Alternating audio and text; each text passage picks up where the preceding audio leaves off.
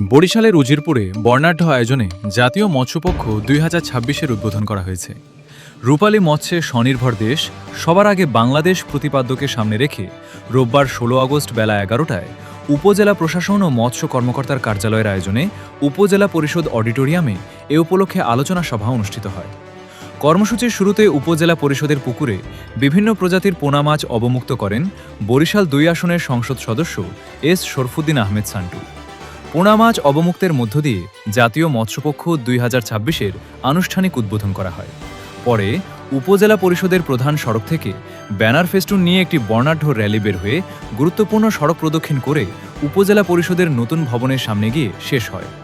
পরে উপজেলা নির্বাহী কর্মকর্তা মোহাম্মদ আলী সুজার সভাপতিত্বে অনুষ্ঠিত আলোচনা সভায় মৎস্য উৎপাদন বৃদ্ধি, আধুনিক প্রযুক্তিতে মাছ চাষ, জলাশয়ের সঠিক ব্যবহার এবং মৎস্য চাষী ও জেলেদের জীবনমান উন্নয়নের বিভিন্ন দিক তুলে ধরা হয়।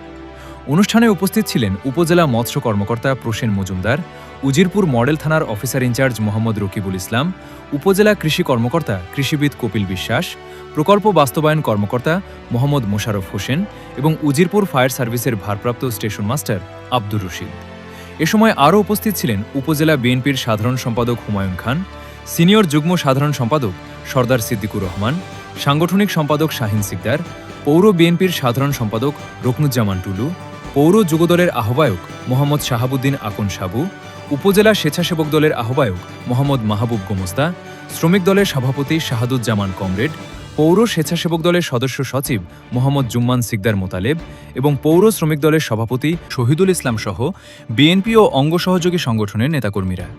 এছাড়াও সরকারি বিভিন্ন দপ্তরের কর্মকর্তা কর্মচারী, উপজেলার বিভিন্ন এলাকার মৎস্যচাষী, জেলে ও জেলে সম্প্রদায়ের নেতৃবৃন্দ সহ বিভিন্ন শ্রেণীপেশার মানুষ কর্মসূচিতে অংশ নেন। ডেস্ক রিপোর্ট, বর্তমান টিভি।